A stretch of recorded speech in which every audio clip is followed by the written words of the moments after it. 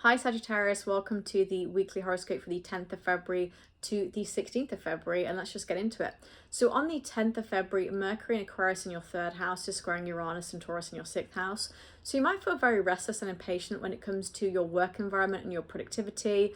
You could feel like your communication style is also not really interacting very well with co-workers or people, clients, that kind of thing, which can lead to you doing something very impulsive to try to counteract that. So avoid doing that and working on small changes that make you feel less restless and less impatient.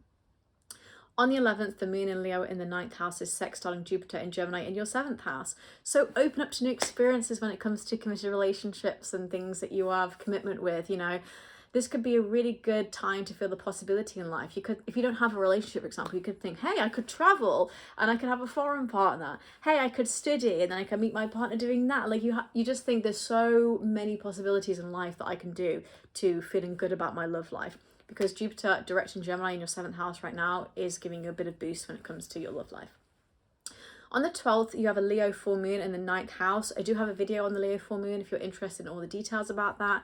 But this is letting go of something to do with study and travel, but also maybe something to do with your spiritual kind of values and your spiritual growth. That moon in Leo is actually squaring Uranus and Taurus in the sixth house as well. So again, those facets could be pertaining to your work environment or even like your physical health, like you can't do traveling because of your physical health, that kind of thing. So that can irritate you and it makes you want to feel like, I want to break out, but that's not going to help. It's really a week for not being impulsive and trying to keep things under control. On the 13th, the moon in Virgo in the 10th house is squaring Jupiter in Gemini in the 7th house. Fantastic day to be grateful for the things you have in your life when it comes to your career, the love you have in your life, and everything that you've been able to commit to. Kind of feeling like I have all my things in order and I just want to be grateful for it. Again, it's a great way to make you feel more focused and practical on the things that matter the most. On the 14th, Mercury enters Pisces in the 4th house. Mercury, much like Sagittarius, is actually debilitated in Pisces. So this is not great because it's kind of like you're a mad woman. What are you saying? You're not getting your point across very well. We already have a lot of planets in detriment right now as well. Sun in Aquarius, Jupiter in Gemini, Mars in Cancer, Venus in Aries. So it's okay if you feel a bit like, I don't know what I'm saying. I don't know what I'm doing. What's going on? That kind of energy. But Mercury in Pisces is very imaginative and very creative. So good time to be doing something creative around the house, in that fourth house of home family, maybe like a DIY project. A good time to communicate with family about things that you want to do when it comes to like growing and strengthening your bonds with family. But generally, you probably prefer to be alone during this time because you might feel like you can't think properly. You want to clear out your subconscious a little bit. On the 16th, the moon in Libra in the 11th house is squaring Mars in Cancer, which is currently retrograding in the 8th house.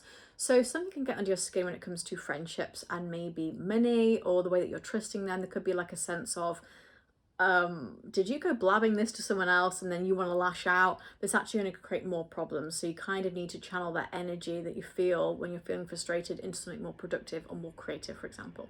So overall, Sagittarius, this is not a great week, but it's also not a bad week either. It's kind of melodramatic, but again, if you feel frustrated or you feel like you want to do something impulsive, just channel that energy into something creative and something productive. So I hope you enjoyed that, and I'll move on to Capricorn. Hi Capricorn, and welcome to the weekly horoscope for the 10th of February to the 16th of February. Let's just get into it. So on the 10th of February, Mercury in Aquarius in your second house is squaring Uranus and Taurus in the 5th house. So you might feel a bit restless and impatient. Maybe you want to do something creative or you want to be able to do something on a date, but you're not able to because finances are stopping you. You could also find that a older partner or older person in your life is kind of making you feel a bit trapped, so you want to do something impulsive. So you want to avoid doing something impulsive and actually work on the small changes that are going to make you feel better. On the 11th, the moon in Leo in the 8th house is sextiling Jupiter in Gemini in the 6th house. So this is a good time to open up to new experiences, maybe doing things in the work environment or with co-workers and being able to trust them a little bit more, or kind of saying, hey, I'm going to use this work environment to help me with my investments and my savings in the future. There's something where you're thinking about the possibility in life when it comes to those two things. On the 12th, we have a Leo full moon in the 8th house. I do have a video on the Leo full moon if you're interested. So this is letting go of something to do with investments and savings. You could be paying off a debt. You could be thinking about a new financial plan, or you could be deciding not to continue a relationship or a bond with somebody because you don't feel that you can trust them for whatever reason. This moon in Leo is also squaring Uranus and Taurus in the 5th house, so it definitely could be like a date that you're letting go of, or you're thinking, I don't really want to have a purely physical relationship with you anymore. It could also be that I don't want to do this creative project anymore because I need to save money for the future. Either way, it's something that's irritating you and it's a bit dramatic and you're like, I don't want to do this, and you know, it might cause you to be a bit, you know, break over the chains, but that doesn't really help. So you kind of need to keep that energy under control. On the 13th, we have a moon in Virgo in the 9th house, squaring Jupiter and Gemini in your 6th house. This is just a fantastic day to take things with gratitude and with real inspiration when it comes to, you know, the possibilities that you have in life, especially with your work environment and maybe also traveling. If you're a hybrid worker, for example, great day to be grateful that you're able to be hybrid worker, that kind of thing. On the 14th, Mercury enters Pisces in the 3rd house. Mercury is debilitated in Pisces, much like Sagittarius, so this is not great, really. We already have a lot of planets in detriment right now. Sun in Aquarius, Jupiter in Gemini, Mars in Cancer, Venus in Aries. So if you feel a bit of a slog right now, especially like I do as a Capricorn rising, this is just, it's totally normal. It just feels like there's no clarity. But Mercury in Pisces really does create imagination, which is great for creative projects. In that 3rd house, if you're a writer or you want to create a story or something along those lines, or you want to do something on social media and come across creative, then that's a good time to do it. However, this is not the best time to communicate very grand plan ideas, and you might prefer to be alone during this time. It could be a good time to affirm affirmations subconsciously rather than saying them out loud. On the 16th, the moon in Libra in the 10th house is squaring Mars and Cancer in your 7th house. So something to do with career and relationships can get under your skin. You may want to lash out, but that's actually only going to cause more problems. This could also pertain to your career and a contract you signed with your career. So there's some kind of commitment that you've made that you're like, I feel trapped under it now. So channel that energy into something productive. Overall, Capricorn, this week is not amazing, but it's also not bad either. On the Leo full moon, you probably have some things to think about when it comes to investments or who you can trust, but also any of those frustrations or anger that you feel, channel that into something productive and healthy. So I hope you enjoyed that, and I'll move on to Aquarius. Hi Aquarius, and welcome to the weekly horoscope for the 10th of February to the 16th of February, and let's just get into it. So on the 10th, we have Mercury and Aquarius in your 1st house, squaring Uranus and Taurus in the 4th house. So you might feel very restless and impatient when it comes to your goals and your sense of self with your home and family life, which can lead to you doing something very impulsive. So you want to avoid that, and you want to work on the small little changes that will help you feel less restless and less impatient. So really around this time, try not to do anything that's too shocking. On the 11th, the moon in Leo in the 7th house is sextiling Jupiter in Gemini in the 5th house. So this is a good time to open up to new experiences, especially around love and creativity, and kind of feeling the possibility in life, because you've got the two kind of love houses here coming together. So this is a good time to see the big picture, because Jupiter in Gemini doesn't do that. It's in its detriment. So it's up to you to kind of see the big picture and focus on the fun you want in your life, but also with your commitments in your relationships. On the 12th of February, I have a Leo full moon in your 7th house, and I also have a video on the Leo full moon if you're interested as well. This is about letting go of something to do with committed relationships or a contract you sign or anything you've committed to, really, and kind of maybe doing so in a dramatic fashion, because the moon in Leo is squaring Uranus and Taurus in the 4th house of home and family. So it could be to do with something to do with home and family, a commitment with a relationship that is pertaining to how you want to grow your family and your home life. It might irritate you, you might want to break out, you might feel trapped, but don't do anything too impulsive, because that is not going to help you. You need to kind of keep your emotions under control with this full moon. On the 13th, we have a moon in Virgo in the 8th house, squaring Jupiter in Gemini in the 5th house. So this is a really good day to just be grateful for the things you have in life, especially when it comes to the smaller things that you enjoy, you know, like having a cup of tea in the morning or having your morning ritual, a coffee, that kind of thing, and just feeling like just things that make me feel grateful.